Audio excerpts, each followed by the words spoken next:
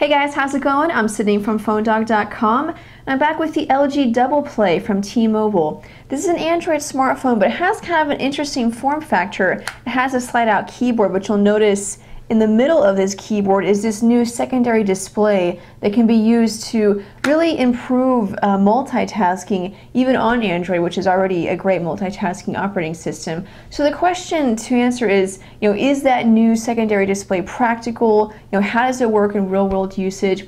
That's what we're going to answer in this full review of the DoublePlay. Before we get on to the review, I have to say, especially to our friends at Best Buy Mobile, we thank them all the time because they send us phones so we can add to our One Paw Bandit game, and that's a game where you can win free phones. One of the great things about Best Buy Mobile is they sell phones from every major U.S. carrier, including some prepaid carriers. So if your contract is up or you're thinking about switching, instead of going to several different retail stores, you can just go to Best Buy Mobile and compare all of the phones in one store. So thank you, Best Buy Mobile, for being so awesome. Thank you guys for watching this video. It's a review of the LG DoublePlay from T-Mobile. I'm Sydney from PHONEDOG.com. Let's go check it out. Alright, so this is the LG DoublePlay from T-Mobile, one of their new Android smartphones with a pretty interesting form factor. For the most part it looks like a normal smartphone, but whenever you slide it out, you can see kind of in the middle of the physical keyboard is this new secondary display. So, it's pretty interesting. Whenever I first saw the phone and heard about it and, then got it, I was a little skeptical as to, is it really practical in real-world use? Does it function the way that it's supposed to? Or is it kind of just one of those, gimmicky ideas that manufacturers get? And honestly, it actually is extremely useful, and I was really blown away with just how awesome it is to actually use this secondary display. And the bottom line is that yes, it is very practical. Now, there are a few shortcomings with this idea and then a few shortcomings with the device itself that make it a little difficult to actually recommend the device. But the idea is pretty awesome. It's a shame that the phone doesn't perform better, because then overall performance plus this new idea, it would actually be a pretty awesome phone. But I'll talk a little bit about the shortcomings, but I'll just tell you about this display and what you can do.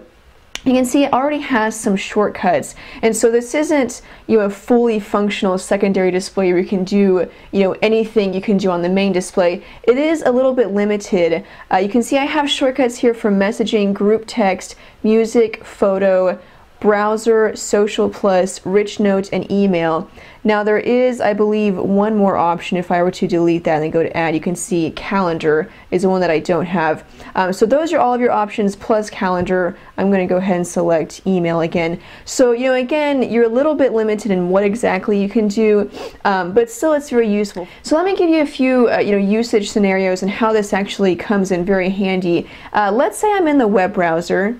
And for one thing, the display really helps out with multitasking, but even without multitasking, it helps you just in normal navigation of certain apps. So in the web browser, you can see down here, when I opened the browser, it automatically opened a window that will show me the bookmarks that I have. Or I can see if there's any secondary windows open. I can add a new window and say I want the secondary window to go to Google. I go back to my windows and I can switch between them. So, and just in terms of that type of functionality, it's very useful. But not only that, say I'm web browsing, I'm doing whatever, and then I get a text message. If I get a text message, a little, 1 or 2, the number will pop up right by the messaging, and I'll do the same with emails.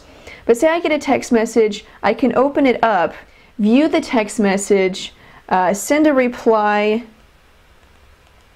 send it, and then I didn't have to close the web browser at all. Say, I'm reading the text message and maybe this conversation is a little more in depth than I thought it would be. I can just select this arrow to move it up to this main display. So, functionality, it's very easy, but also very useful. Again, say I'm watching a video on ESPN, for example. I'll let the video load.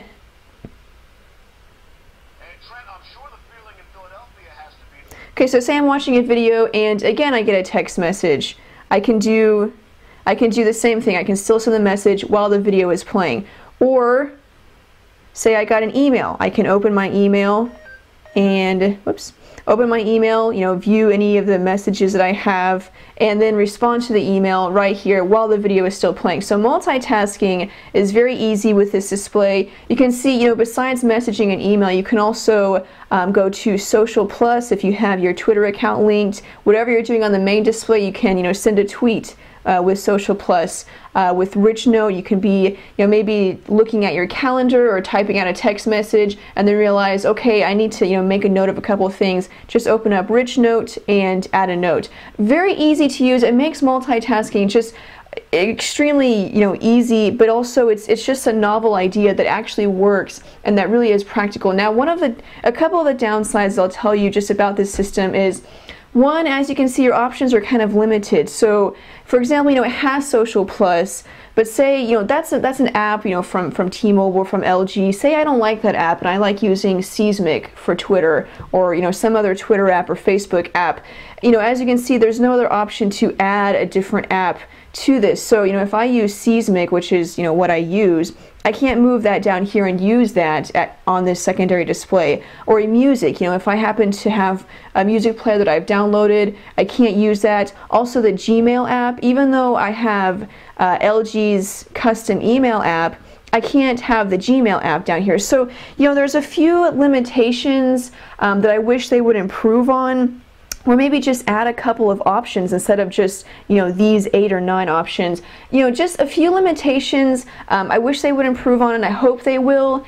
Honestly, it deserves that because, like I said, it is such an awesome idea that actually really works very well. So having that secondary display, very practical, very useful. I instantly fell in love with it as soon as I realized how much I could do with it and how easy it was to use. And those are just a couple of the things that you can do with it. So secondary display, very awesome. The idea is great. Now, what I said earlier, you know, previously, is that the idea is great, and I wish the phone overall was a better phone, because then it would make this a killer device. But instead, you know, the display has some limitations, and then the phone itself is kind of more of a mid-range, you know, maybe even low-end device. I would call it mid-range device, but, you know, depending on how you view, you know, smartphone technology these days. The display is, you know, pretty small, a 3.5-inch display. It has a resolution of 320 by 480, which is a pretty low resolution.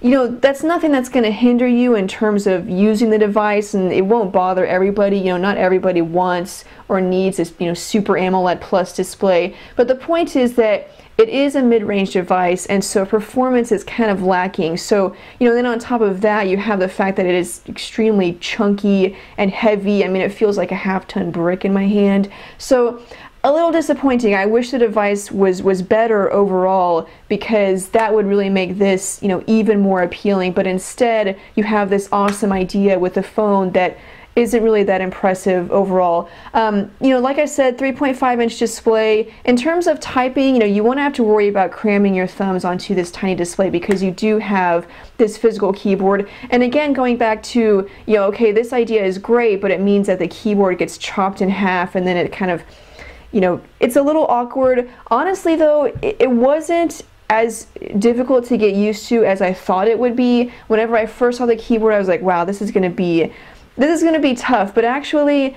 using it, testing it out, I got used to it pretty quickly, and it's actually, you know, pretty easy to type on. I'll open up messaging here, and we'll go to new message, and I'll just type out the quick brown fox jumps over the lazy dog. So, you know, you can see it's pretty easy to type on.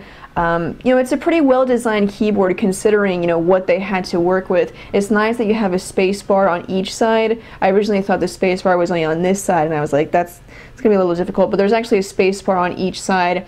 And then, you know, once you realize that, you know, maybe with a normal keyboard, I would sometimes like reach my thumb over to get to the T, you know, or the G. Once you realize that you can't do that, you know, this thumb can only get to these letters and this thumb can only get to these letters, you know, once you know, get used to the idea, it's actually a pretty nice keyboard. You can see the keys, if I can get it at an angle here.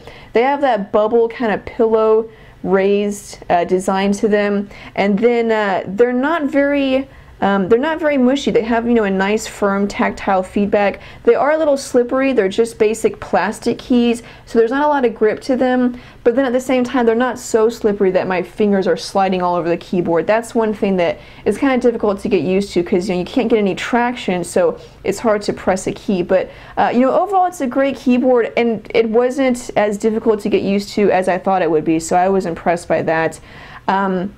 So that's the keyboard, and then you do have the Android virtual keyboard. This is the gingerbread keyboard, and then I believe that's, you also get swipe. So if you want to use swipe, you also have that.